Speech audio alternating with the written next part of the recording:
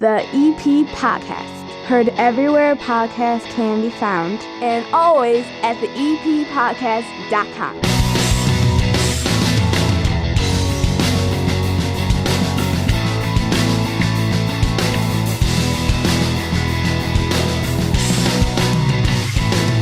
A jam-packed episode of the EP podcast awaits you. For the next 30 minutes of good in a world of dumb, we have all kinds of guests to bring your way and a lot of fun. Amy Kazin from Evergreen Park Community High School going to be down here at the 9-foot homemade oak bar in my basement. We have a bar, so let's have a brewer. Our good friend John Brand with his latest offering from Open Outcry over on 109th and Western will be joining us and bringing Dan McCabe, a local artist who's going to help us design a beer mug. And my journey to not being so flabby and jiggly begins with a trip to Core Fitness and Physical Therapy. Hannah Beth joining me down here, and I got to tell you real quick about the First National Bank of Evergreen Park. 95th and Pulaski, iconic building down there. Stop in and see them. The EP Podcast Card Magnet is there. It is free indoors or through the drive-thru. During these uncertain times, the right resources and a strong support system can make all the difference. First National Bank of Evergreen Park is here for you. Personalized service, great offers, and they provide the steady, reliable support of the entire Wintrust Community Bank family. And now when you open a Total Access checking account, you get $300 as a bonus. Visit bankevergreenpark.com/EPPod to open an account today. $100 required to open. Requirements to qualify. Must use link to apply. Member FDIC. Amy Kazin's up first. And why don't we just jump right into the show? Happy New Year. Happy New Year to you, too. I'm excited to have you here. Have you noticed I still have up one set of C9 light bulbs around the bar because I will not let go of my Christmas decorations. I'm sure you noticed when you showed up that they're still on the side of the house. Do you still have yours up any chance? Any chance you got them up? I do not. Anybody on the block have them up? Yes, a few. We always take them down before we go back to school. Otherwise, there won't be time, and they'll be there in April. So this is my new thing. I'm holding out to be the last person in Evergreen Park to have Christmas decorations up because I figure this is like the worst winter ever. We're still dealing with lockdowns. We're about to enter the miserable second half of January through the shortest month of the year that always feels like the longest in Chicago when the sun never comes out. So I am determined to be the last person in Evergreen Park with Christmas lights up. So you're telling me there's still some up on your block, so I have a ways to go. You do have a ways to go, but you know what? You're known for a lot of really great things, and if you're going to add that to it, I think that's fantastic. All right, now you get to talk. After you complimented me, you get to talk about what you're doing. So what's going on over at the high school? Well, so this time I have my activities director hat on, and we are opening up a STEAM night for elementary school students. That's going to come up at the end of February, but registration opens this coming Monday. STEAM night, is that the STEM? STEAM. STEAM. So it's not STEM, it's STEAM. Science, technology, engineering, arts, and math. See, I've never seen that before because I always see people say STEM programs. I've never heard the arts part in there. So this is a little bit of an additional thing if you know what STEM programs are. This is an additional thing that also includes the arts. Very cool. That's correct. And in education, that's trending because there's so much data that shows that the creative thinking and the type of processing that music takes and the creativity that anything in the arts takes helps to enhance the problem-solving skills that go with the science and the math. It's a really great pairing. So that's why in education, the A has been inserted so that it's STEAM and not STEM. You know what? I'm going to agree with that. Basically, because when late in my career at the University of Illinois, looking for an elective that I thought was going to be a blow-off class, my friend and I both took a music composition class, or like fundamentals of music. And I think I did more math in that class and was so mad at myself for getting myself stuck in it, but I had to finish it so I could get my degree, than anything else. And I thought I was just going to be making up songs, but there's so much math involved just in it. And people don't understand there's an artistic side and also a scientific side to the arts. So that's really cool. So tell me a little bit about what's going to happen at this. So people are going to register ahead of time so that we know how many kids are coming.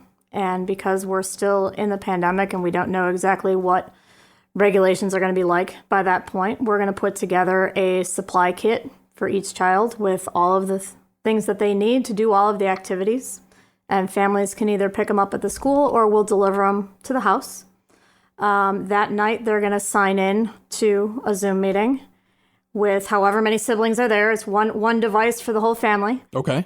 And then each of our teachers or student volunteers is going to rotate them through 6 different activities in science, technology, math, art, music. And so they'll get 6 little mini sessions of different activities that they'll get to do at home. And so, first of all, what's the age group again for this? K through 8. K through 8. So this is for the grammar school kids. Correct. Getting them interested in this so they can kind of go.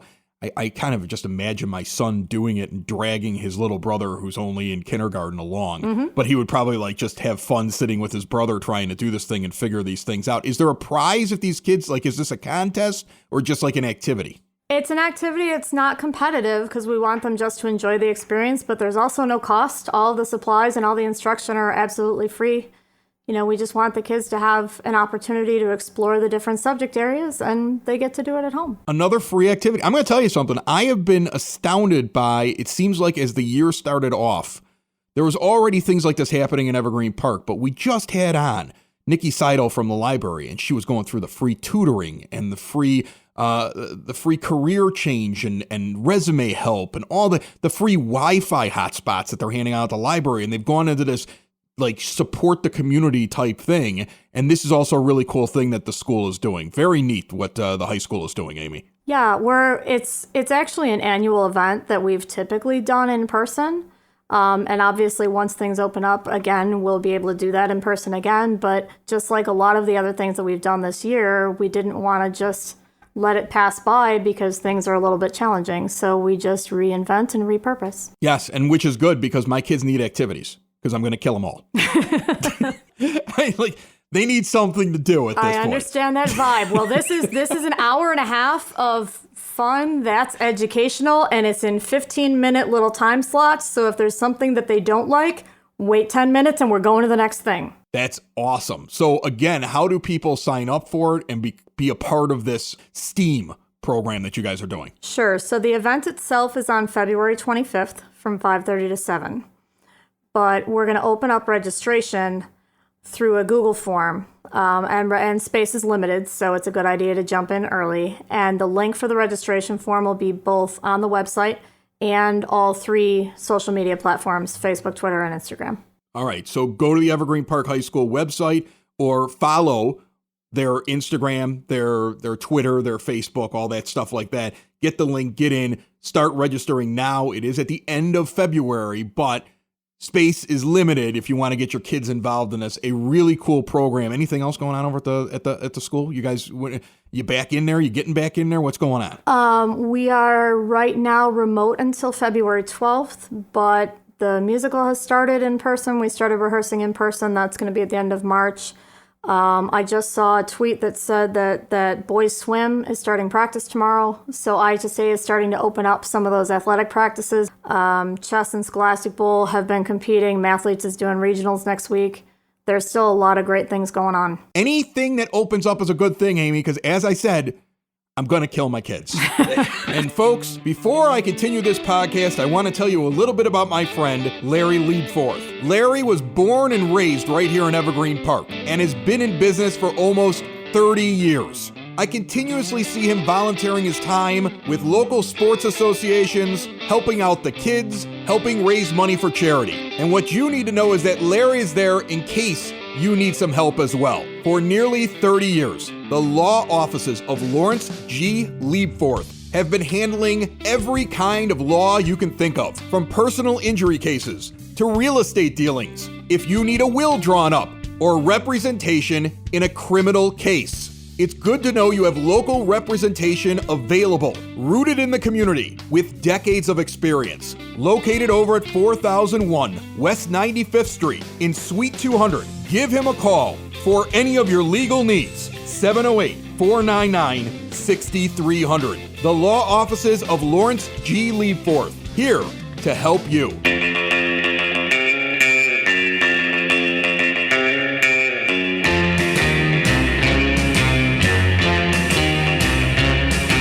It is now time for your EP podcast, Word on the Street, brought to you by Edward Jones Financial Advisor. Tom Walsh. His office right up there at 111th and Kedzie. Good friend of the show, Brother Rice grad, and he's going to help you with all your financial planning. Give him a call, 773-779-0023. The big thing everybody is waiting for the day this show comes out on a Monday is the snow. Winter storm warning. Overnight, Monday into Tuesday, we may end up with at least 6 inches or more. Gusts up to 30 to 40 miles an hour. And then it's just going to keep going on Tuesday, so we may end up with a foot. Maybe we'll get 10 feet, 20 feet. Start digging tunnels. Live under the snow like snow rats. Look, we've all dealt with snow before. Use your brain. Drive safe. Big news on Monday. The youth department is now open Monday through Friday, 3 to 6 p.m. Community chores program has started up as well, just in time for that snow. If you need a kid to shovel your walk, give them a call. 708-229-3373. The big news that broke last week, there's actually going to be 2 mayoral candidates vying for the chance to take over when Mayor James Sexton steps down in a few months. State Representative Kelly Burke, you've already heard her on the show. Thursday night, live on the Podbean app, and then on demand next Monday, right here on the EP podcast, you'll hear from the other candidate, Sean Good. Subscribe, tell your friends, don't miss it. The other big thing going on here in Evergreen Park is that I'm fat and I have to lose weight. What I really need to do is get into shape, because every time I start exercising, I hurt myself, fall apart, give up, and go back to a bag of Cheetos. I have COVID weight, Christmas weight, kids driving me nuts weight. Why does my wife keep making brownies weight? I've got a lot of weight I got to take off. Our good friends over at Core Fitness and Physical Therapy, located here in Evergreen Park, 2940 on 95th Street, have offered to help me. I went to go meet with the owner of Core, Diane Fiddler, because the first thing they wanted to do is do a physical therapy evaluation. I brought my tape recorder, so come with me and maybe together we will learn a better way to get in shape.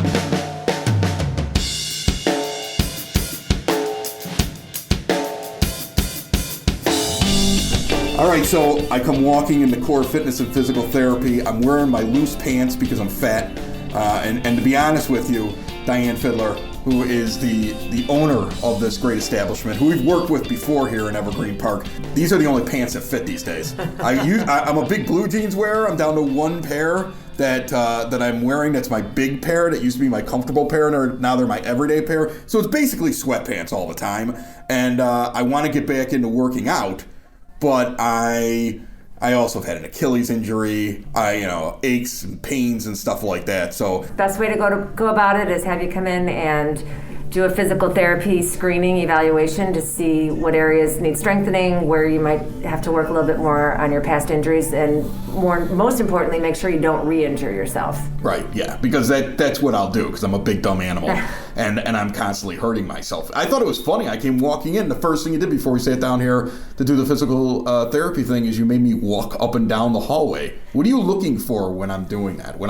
You were like, just walk down the hallway, and then I thought I was going to an office at the end of the hall, and you're like, no, turn around and come back now. And then I was like, am I on the catwalk? Like, what are you doing with that? Yeah, that's what I do, and what we do with pretty much everyone that gets started, and it's just a way to see where there's dysfunction naturally with your gait, where if you're leaning on one leg more, if you're swinging one arm more, if your head's down, your head's up, how your hips are rotating, and it's even better if you don't know that I'm watching. How was the gait? Was I doing okay before I realized that you were watching me? Well, you were a little toed out on both feet, and you weren't pushing through your big toes, which reminded me about your Achilles injury, actually. So just watching you walk told me that both of your hip rotators were real tight, and you need to work on your butt, your hip extensors, and you push through with your... The hips and the butt, they were an issue. They were an issue, yes. Okay, all right, awesome. That's something now that I know. So what are we going to go through here? Well, plan is we're going to talk first about your prior injuries and your concerns regarding re-injury once you start this strength training and weight loss program. So let's start with that. Give me just a brief lowdown of past injuries and things that are concerning you regarding your body. Well, I hurt my Achilles playing 16-inch softball because I still think that I'm young. It pops up a lot. Like when I start exercising, I can feel it every once in a while. It's one of those nagging injuries that comes back. Specific fitness goals. Is there an event you're looking to train for? Are you looking to lose weight? I have to stop being fat. So as far as the weight loss, it's a simple equation, calories out versus calories in. So the actual weight loss I don't know how to say this, but it's not something you may notice specifically from doing Pilates training because it's not an endurance activity. And it will burn calories, but the actual loss of weight will come from your cardiovascular activity and your diet. Right. So just as one piece. Yeah, but I also feel like I don't move very well. So if I could, and so like me going and just starting like cardiovascular stuff, I'm gonna hurt myself. Exactly. So that's perfect, perfect segue. That's exactly what I was going to say. If you went right to a walking program or a running program, more than likely that left Achilles is going to flare up. It's going to hurt your right hip, maybe your left shoulder, and then you're going to be back to square one. So this is a very, very perfect starting point. Pilates-based activities are perfect because it trains the whole body. So it's great for a beginner to just get moving and just reconnect with your body, learn how to move. It's an absolutely perfect starting point for weight loss. And conversely, it's great for an advanced athlete because you're tuned into your whole body in very specific points in your body. So it is, I've been in the fitness industry 30 plus years, and Pilates, I will say, is a perfect training system for everybody. It truly is. I like how you pump me up there. I'm starting to feel like I'm a highly trained athlete. That's now. right. Well, that's what I am now. Starting just now. Because you're going to treat me like one. So. Absolutely. Starting now you are. Are you a CFO, HR professional, or owner of a company, big or small, and you're tired of the typical health insurance premium increases each and every year? Out of control premiums with no end in sight. Well, now there is the Elite Benefits Formula. This process has saved employers and their employees thousands or even tens of thousands of dollars each year. These strategies are avoided by most insurance professionals, and the insurance companies definitely do not want you to know about them. But Elite Benefits of America is ready to help you. Just about all employers in the Chicagoland area can now take advantage of some or all of these strategies and start saving money. Butch Zemar from Elite Benefits of America wants you to reach out to him today. Visit elitebenefits.net or call 708-535-3006. Sitting down here at the 9-foot homemade oak bar in the basement, Hannah Beth sitting next to me, and we've got some guests on a wonderful, very cold evening here in Evergreen Park. Our good friend, John Brand, first of all, is sitting down at the end of the bar. How are you, buddy? Hey, buddy. Happy New Year. Nice to see you. It's good to see you. It's good to see you. I want to talk about this beer that you brought by, but I also want to introduce your friend that's down here. Dan McCabe is sitting down here, and you have your own pottery studio, from what I understand. These two guys are friends. You know what's funny is that they've been giggling ever since they sat down at the bar. They've already started drinking. John has downed his first pint, and he's ready for another one. Like, it's going to be a good interview. Dan, welcome down here. Thank you for having me. Thank you. And your wife is over at Core Fitness, because I've met Terry before because we've done stuff, and the girls have had her on. She was actually on the show on a previous show people can find on demand, putting me through the paces down here in the basement trying to get me to exercise, and it was brutal. Well, she tries to get me to exercise in the living room, and I always say no. Is that what she does? Yeah. Like, I'm just curious. I politely decline. First of all, let's talk about the beer before we get into why I really have you here, and that's because I was promised a birthday gift back in May that I have yet to receive that Dan is going to help me with. So, COVID. This is a Saison with cranberry. It's 7.5% from Open Outcry. And John, where does this beer idea come from? Tell us what a Saison is, first of all. Yeah, I've never heard of Saison. Not everybody knows what it is. All right. So, Hannah, Yes. I love educating you on beer. Yes, I've learned a lot about beer. Look how he immediately goes, forget Chris. I want to educate Hannah. Because you probably know already. All right. So, a Saison. A Saison is a traditional... The roots of the Saison are traced back to France. Okay, so it's a French farmhouse beer. The yeast is a little bit more wild. You get a little bit more sour notes in this thing, but it was traditionally brewed in France in the winter, and it was usually ready like in the spring and in the summer. And it became a beer of the French working class. In fact, folks that work in fields in France, they would brew this in the winter, and then after a day out in the fields or a day working. This was a beer that was consumed by the French working class. In this country, it's kind of I would say that it's a style right now that hasn't necessarily caught on too much with craft drinkers. Folks that were part of the first craft wave like maybe 10 years ago or 15 years ago, were getting into Saisons. but it's kind of been left out in the latest wave of styles. Will Turner, our head brewer, is a huge fan of Saisons. He's been brewing them for almost 30 years. This is a beer that he's been brewing for about that time. This Saison used traditional French Saison yeast, and what's fun about this particular version, by the way, the beer is called the Standard Deviation. Okay. It's the second time we've done it. The first I time, didn't give you the beer name. I just went with the style. Sorry about that. the first time we did it, we also put fresh tangerine in the beer. We didn't do that. That was a great beer, but we were able to get our hands on some fresh cranberry. So this is a French Saison with fresh cranberry, 7.5%. And when you drink it, if you're familiar with this style, you'll say that, yep, this is a French Saison. How long have you known Dan McCabe? He was my brother from another mother, actually. Yeah, No, you guys are close. I didn't realize this because his wife is the one, because of Core Fitness, has said, oh, you should talk to Dan because he makes the mugs over at Open Outcry for the Mug Club. And I was like, my wife was supposed to get me a mug in May for my birthday, and she continues to blame this pandemic on why I don't have my mug at the Mug Club yet. So I want Dan on because I'm going to start designing my mug. And then all of a sudden you were like, oh yeah, I want to come over. So I didn't realize you guys, like, I knew you did business together, but it seems like you guys are super close. I'll let Dan tell the story and what led up to the collaboration for the Open Outcry Mug Club. But we've known each other for about 5 years, and Dan's a very modest guy. He won't say this if you ask him, but Dan has been an important part of the Southside art community. He's been around and engaged in the Southside art community for probably 20 years. And he's made his niche in pottery. But if you talk to anybody that is a leader in the art community on the South Side, Dan McCabe's name is usually mentioned in that conversation. He will never say that, but it's true. That's How kind did of cool, you get though. started in pottery? You hear about a lot of painters, a lot of drawing. Yeah. How did you get started in pottery?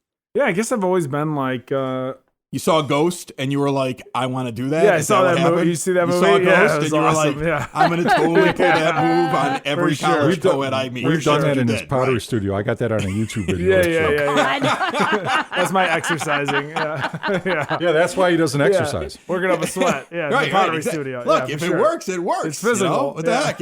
Yeah. So, but I mean, a lot of people, like, it's funny. Like, my daughter had the option to take pottery as like an elective. Yeah. But I think a lot of people think of it as, oh, I'll try this. But I don't know a lot of people that have pursued it. My mom is like ultra supportive. So from a young age, it was like, follow your heart. Yeah. So that's where I come from. That's cool. Yeah. That's very cool. So where's the studio at, first of all? So I live in Morgan Park. Okay. Like 109th and Bell. It's in my backyard in my house. All right. Yeah. 2 blocks away from the brewery. Look at Absolutely. that. See, His studio's 2 blocks away look from at the this. brewery. This guy can't Yeah. help himself. He's like, Open Outcry. Don't forget about Open Outcry. Get Open Outcry in there. I very Shameless regularly plug. ride my bike to deliver mugs or a skateboard. Yeah. You skateboard Yeah. with mugs. That's Yeah. that's pretty brave. It's daring. Yeah. So you have this studio. You meet John. Do you meet John because you're drinking inside of Open Outcry? Is that how this starts? It started before Outcry was built. My one of my childhood friends is your contractor.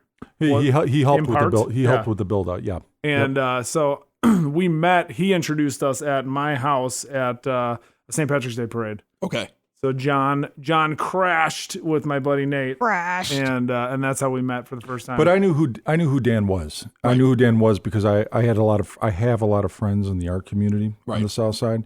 I had heard of him. I had heard about his pottery. I had heard about what he does. I Googled him.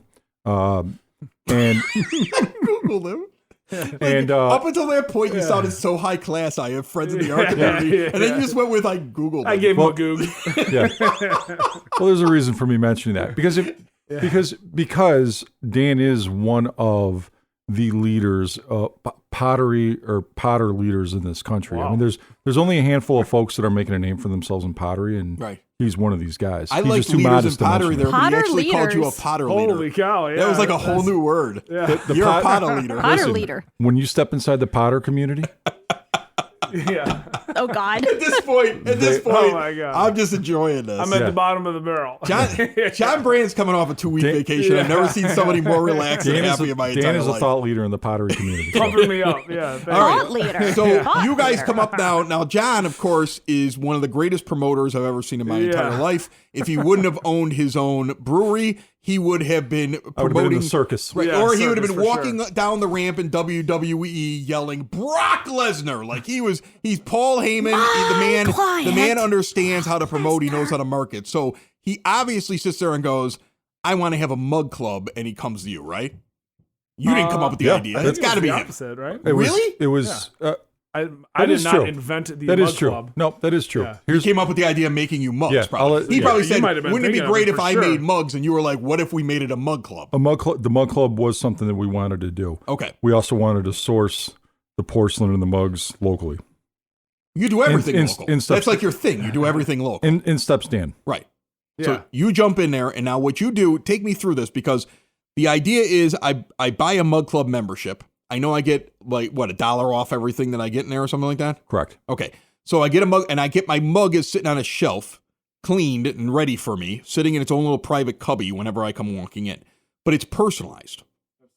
So you now craft a mug that's probably the same size as every other mug, because you have to make sure that you have to be precise, because if you're giving up more beer to one guy than you're giving up to the other guy, it's going to kill John's bottom line. So you got to be dead on with the interior of the mug. Yeah. Am I And you correct? better believe I measure them. Oh, let's- I guarantee you I mean, I'm measure just them. looking. You brought 3 of them. They're identical. Yeah, For being these things handmade, are perfect. they're Right. identical. This isn't The what I made in my size, high school everything. pottery class. Like these No, things are this is not exactly. what we made These in are pottery. perfect, but they're also beautiful because they have this incredible detail in them. And you, The smooth glaze what on is it that you normally have people put on their mugs? Like, what is the normal thing when you're designing a mug that somebody says, "Put this on my mug"? For this mug club, there isn't a normal, and that's the idea of That's it. So awesome. there's a lot of mug clubs are like, it's a huge idea, you know, and they're doing them all over the country. I don't know another mug club like this one that's so custom, I and think that's that's right. the thing. Oh, I've never seen that. I guess. When people say, just throw this on. I'm a White Sox fan. Just throw the White Throw on Sox the White logo in Sox, there. yeah. Dan and I go back to the customer and say, cool, but we're not going to do that. We want you to take the time and the effort to customize this thing and do something that's unique to you. And then we'll throw ideas at them. You like the Okay. White Sox, but like maybe your 3-year-old son likes the White Sox too. So have your son or your daughter draw the White Sox logo, throw that on the mug. And when we work with people in those type of scenarios, that mug comes out incredibly unique and meaningful to the customer. Way more meaningful. My daughter's really artistic, so if I sit there and say, "I want you to But make," you're this, also artistic, and it must be I'm not repressed artistic. and untapped. No, I'm not artistic at all. 100%. Not a chance. Okay. There's a huge world of art out there, and it doesn't have to be like you drawing something. It can be you putting together like an idea. The hardest part of art is the idea, the thinking, the thought of it. You know what I mean? Like for this mug for you, like, yeah, you go to U of I, you like the socks, you like beer, all these things. Like you could send me like I'm a simple creature. yeah, a Give list me my of Illini, my White Sox, and beer. Totally. So good. Somebody just tonight, I was just decaling a mug, and somebody gave me a list of 4 things that they wanted: University of Minnesota, Wisconsin, Chicago flag, and like something else. And then, so But they if I gave me wanted to, those I could also get ideas. all the symbols of my podcast and put them in there too, as well. Yeah. You could do That's that. pretty cool as well. Yeah. 100%. So Yeah. so next time you're in the tap room, Chris, just stand in front of the Mug Club shelves and just check out what you see. I mean, what you see is really cool. Everything's unique and everything is meaningful to that particular Mug Club member. And Dan will not draw the design for you. What we'll do instead is coach you through that process. Right. And there's been many circumstances where somebody bought a Mug Club membership and said, look, I just, I'm into fishing. Just take a JPEG of a fishing pole off the internet and put it on the mug. And we're like, well, okay, we'll do that. However, I got a better idea. Come in, sit down with me at the bar and let's talk about fishing, and we'll peel back the onion on that thing. And by the end of that conversation, we'll come up with something cool. That person will either end up drawing something or they'll be inspired by something else and select an image that maybe their grandfather had a oil painting of a guy in a boat fishing salmon in his basement, and that was meaningful to that person. Then we'll find that image online and we'll throw that on the side of the mug. See, that's awesome because you know what? You could very easily, as a business owner, say, well, I'm taking his money and he doesn't care about what the image is, so just throw a poll on.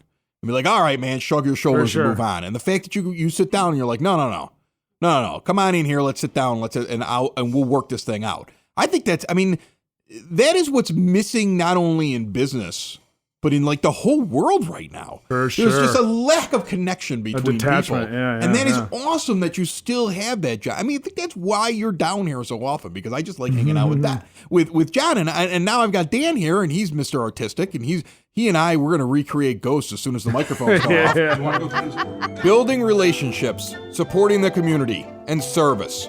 These are the things that Country Financial stands for. They're more than just an office you may pass by as you drive through Evergreen Park. They're neighbors who lend a helping hand and support the fabric of your community, including charitable organizations, sports, financial education, and civic organizations. And since Country is already your neighbor, they want to get together and chat. Call your local Country Financial representative, Mike Thauer, today at 708-425-1559 to talk about the things that are important to you and how he can help you protect them.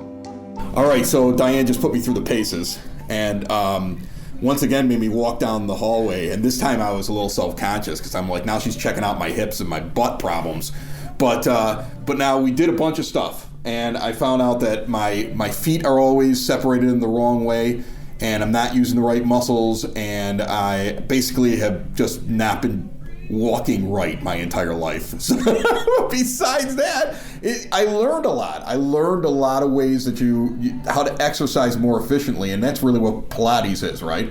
Exactly. Pilates is how to exercise less time, more precisely.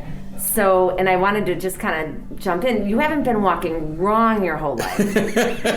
You've been making compensations. Okay. So you walk the way you walk, but you have injuries because of the way you walk. So if we strengthen your glutes, your butt, and the muscles that move you front and back instead of side to side, you'll be less injury prone.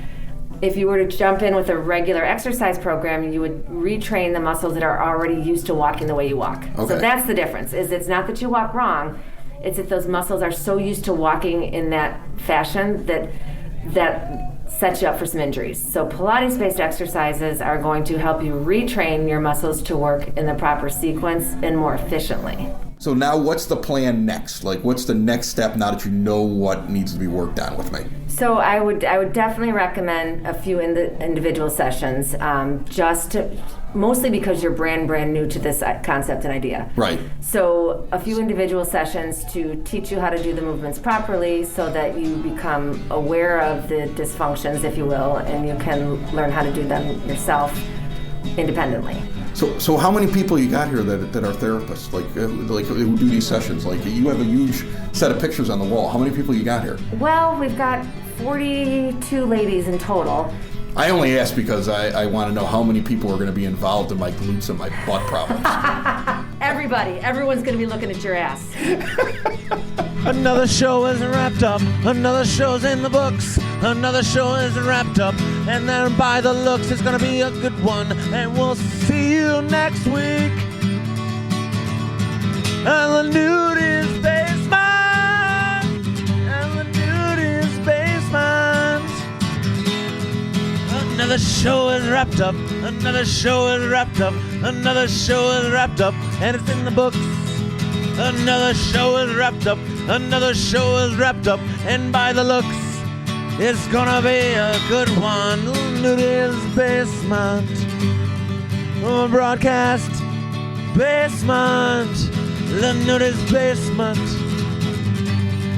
The Broad Basement. Slancha. The EP Podcast. Heard everywhere podcasts can be found, and always at the EPPodcast.com.